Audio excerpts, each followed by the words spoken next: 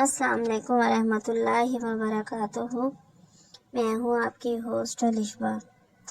حضرت نوح علیہ السلام کی زندگی سے ایک واقعہ ملتا ہے جس میں وہ اپنی قوم کو بچانے کے لیے ایک کشتی بناتے ہیں۔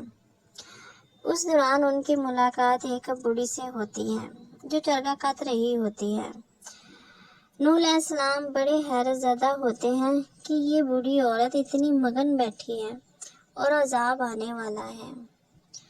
وہ اسے جا کر کہتے ہیں عذاب آنے والا ہے اور آپ کو کوئی فکر نہیں ہے۔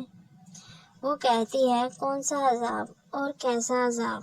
وہ اسے تفصیل بتاتے ہیں تو بوڑھی عورت کہتی ہے کہ جب عذاب آنے والا ہوگا تمہاری کشتی بن جائے گی تو مجھے بھی بتا دینا، میں چلوں گی، اور چرگا کتنا شروع کر دیتی ہے۔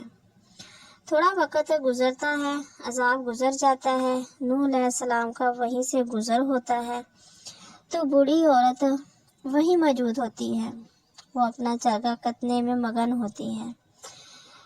نوح علیہ السلام حیرت سے اسے مخاطب ہوتے ہیں کہ آپ کشتی میں نہیں آئی۔ بوڑھی عورت کہتی ہے تم مجھے لینے نہیں آئے، اب لینے آئے ہو۔ مجھے نوح علیہ السلام کہتے ہیں عذاب تو آ گیا، کشتی بھی بن گئی، سب کچھ گزر گیا، آپ کو نہیں پتا؟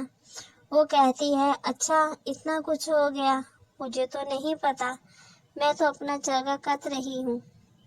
اور اس قصے سے آپ کو ہمیں سیکھ لینا چاہیے کہ اپنی ہی زندگی میں مگن رہیں